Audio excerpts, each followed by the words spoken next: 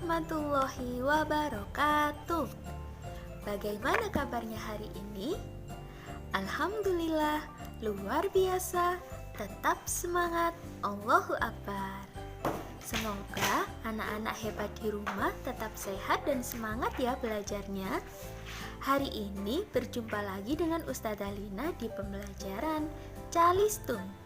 Nah, pada kesempatan ini kita akan belajar menulis. Waktu pertama kali kita belajar Calistung, masih ingat ya video Ustazah yang pertama? Kita sudah belajar tentang bagaimana cara menulis di buku berpeta. Jadi ada beberapa aturannya. Yang lupa bisa dilihat lagi video Ustazah yang pertama, oke? Nah, setelah itu Ustazah juga pernah memberikan beberapa tugas menulis. Nah, setelah Ustazah periksa, ternyata beberapa masih ada yang belum mengikuti yang sudah Ustazah ajarkan di pembelajaran yang pertama. Jadi, hari ini kita akan belajar lagi bagaimana cara menulis di buku berpeta. Kalau kemarin Ustazah jelaskannya di papan tulis, sekarang Ustazah akan coba jelaskan langsung di buku berpeta. Jadi agar lebih jelas, oke? Kita simak videonya ya. Nah, ini adalah buku berpeta. Kalau kalian masih ingat, pertama sebelum kita menulis, waktu itu Ustazah instruksikan untuk apa? Membuat garis tepi. Jadi selalu dibiasakan sebelum menulis diberi garis tepi. Berapa kotak Ustazah? 2 kotak. 2 kotak dari kiri. 1, 2. Kemudian tarik garis. Ya, setelah diberi garis tepi baru kita mulai menulis. Nah, kemarin kita sudah belajar tentang puisi kan? Di sini Ustazah mau menulis puisinya Lala tentang sahabat. Sebelum menulis, kita perhatikan ininya dulu. Huruf besar, huruf kecil, ya. Kemudian di sini tanda apa Ustazah? Ini untuk menandai di mana kita mulai menulis. Jadi misalnya yang pertama, kasih seret. Berarti nanti menulisnya di sini ya. Oke? Nah, S-nya besar. Kalau huruf kapital atau huruf besar, kita pakai 2 kotak. 1, 2. S besar. Kemudian pindah ke kotak yang 1, H. Kalau H kakinya ke atas, maka kakinya 2 kotak ke atas. Red. Nah, sahabat. Setelah ganti baris, kita hitung. 1, 2, kasih tanda. Atau mau diberi tanda dulu Ustazah? Boleh.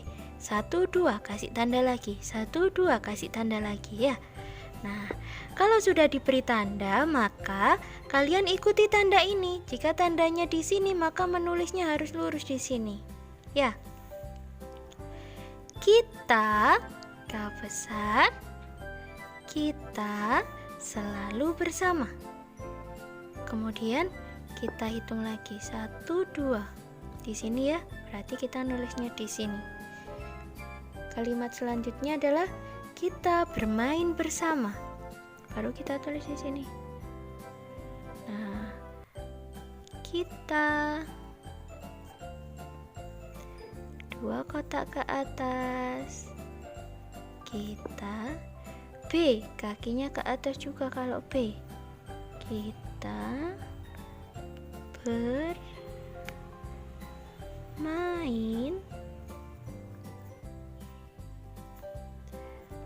bersama.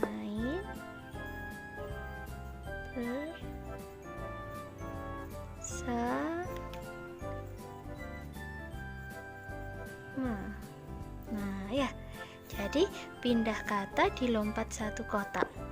1 huruf diisi 1 kotak. Oke?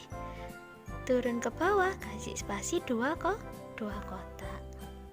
Nah, kebanyakan juga ketika menulis ini kakinya kurang panjang. Contoh, tulis B gini, atau tulis G kakinya di sini. Nah, dibiasakan ketika ada huruf, kalau dia kakinya ke atas seperti T, B, atau D, kita mulai menulisnya langsung 2 kotak ya. Gini, B. Nah, tulis D. Nah, misalnya lagi T. Nah, K. Gini. Yang kakinya ke bawah, kita juga 2 kotak ke bawah. Misalnya apa? P, 2 kotak. Apalagi Y. Nah, 2 kotak. Bikin G. Nah, 2 kotak. Paham ya? Kalau huruf besar, 2 kotak besar. Kalau K kecil tadi kan ini ya, kakinya di sini. Kalau K besar di sini. Nah, kalau S kecil seperti ini. Kalau S besar 2 kotak seperti ini. Kalau B kecil begini, kalau B besar kita pakai 2 kotak. Nah, oke, bisa ya anak hebat? Nah, itu tadi adalah contoh cara menulis di buku berpetak. Nanti kalian coba buat puisi untuk ayah dan bunda, kemudian kalian tulis di buku berpetak kalian, oke? Sebagai tugas menulis hari ini. Nanti hasilnya kalian foto kirim ke WA-nya Ustadzah. Nah, Ustadzah, aku ini kalau nulis itu gampang capek misalnya, atau tulisanku masih jelek Ustadzah. Nggak apa-apa ya, jadi kita tetap belajar. Nanti lama-lama tulisannya bisa bagus sendiri. Yang penting kita tetap berusaha. Nah, setelah ini Ustadzah Lina akan memberikan beberapa tips untuk menulis agar lebih mudah, tidak gampang capek, dan tulisannya bisa lebih bagus lagi. Oke? Tips yang pertama adalah cara memegang pensil. Nah, selama ini memegang pensilnya sudah benar apa tidak ya anak hebat ya? Jadi cara memegang pensil yang benar adalah ini jari kita. Kalian ikuti pakai tangan kanan ya. Ini Ustadzah pakai kamera depan, jadi kelihatannya pakai tangan kiri ya. Jadi kalian ikuti pakai tangan kanan. Jari 1, 2, 3. Yang 2 ditekuk. Jadi 3 jari ini, kemudian kasih pensil. Nah, ini cara memegang pensil yang benar. Nah, selain cara memegang pensil ini, yang kedua, yang terpenting juga adalah cara pemilihan pensil. Jadi kalian kalau punya pensil, jangan terlalu panjang ya bunda. Jadi misalnya ada 2 pensil, untuk membuat anak nyaman dalam menulis, kita pilih pensil yang sesuai dengan ukuran tangan Ananda. Jadi misalnya yang seperti ini. Kalau misalnya ada yang lebih panjang seperti ini, kita pilih yang agak pendek sedikit. Nah, biar lebih nyaman menulisnya. 3 jari seperti ini ya. Kemudian kalau bisa juga pensil, kita pilih pensil yang bentuknya segitiga. Yang seperti ini. Yang seperti ini. Jadi bentuknya segitiga. Ini juga memudahkan ketika memegang tadi, karena sisinya ada 3 langsung set. Nah, ini bisa memudahkan anak dalam menulis. Oke. Jadi seperti itu. Ustadzah, aku gampang capek kalau nulis misalnya, atau tulisanku itu masih kurang rapi. Bisa dibantu dengan gerakan motorik halus. Bagaimana cara melatihnya? Bisa dengan bermain origami. Jadi kalau di rumah punya kertas lipat, bisa ajak bunda untuk bermain origami ya.